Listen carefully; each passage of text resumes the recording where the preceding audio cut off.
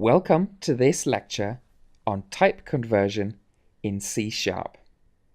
Let's get started right away. Open up c#pad.com and let's begin. So we've looked at variables and at operators on variables so far. What if we have a variable that we need to convert to a different type? Well, we can actually do this, but again, you should always be careful when doing this. Let's see how this works in practice. Let's have an integer called my number equal to 9. Then let's have a string called also number equal to 0. Now, even though I've called this a number, it is actually a string. So if I wanted to add these two items, I wouldn't be able to. And I'll show you what I mean by that. I'll type my num plus also num. And this C# pad will throw up our little warning triangle. So how do we get around this? Well, let's first create a var result is equal to my num plus also num. Now the also num we can convert from a string to an integer if we wish. And we use what's called the convert class. We can say to integer 16-bit, 32 or 64. Let's see what happens if we use the 16-bit version.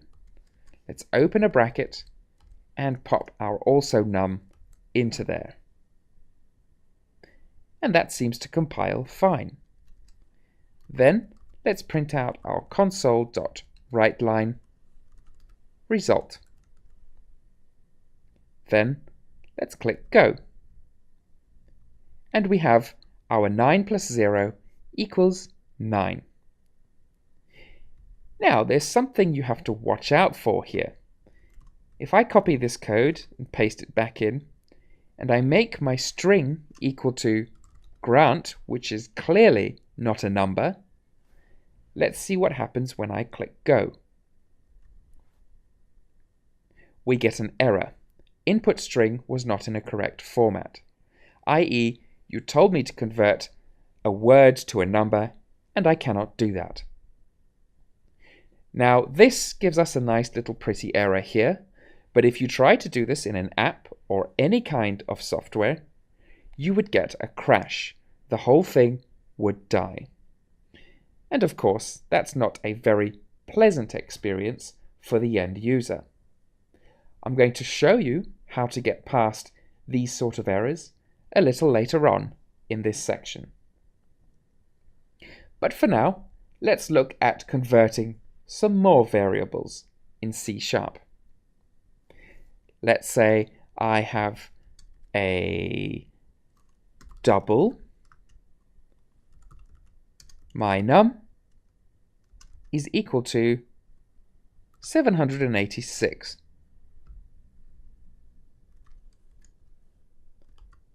And then let's say I wanted to add this number 786 to one of my sentences. So I'd have string sentence is equal to my number is, I would close off my quotes, and then I would add my num. And if I close off that line, you'll notice we don't have an error here. And that's because sometimes C# can grab a double and infer that you want to change it to a string. Sometimes. But we're going to explicitly ask it to do this. So we're going to invoke a method called mynum.to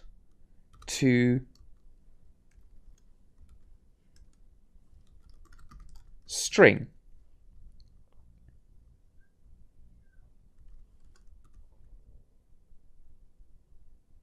with a capital T. And what this does is explicitly change this to a string. So sometimes, yes, you can rely on C# to infer what you want, but I find it's usually better if you explicitly tell it what you want.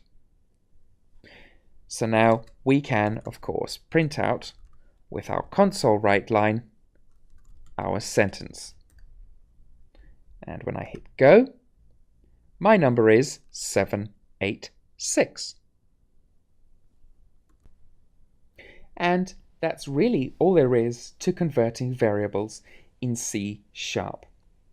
I'm going to leave you with a warning that if you can avoid variable conversion, then definitely avoid it, because it can cause a lot of problems down the line inside of your code.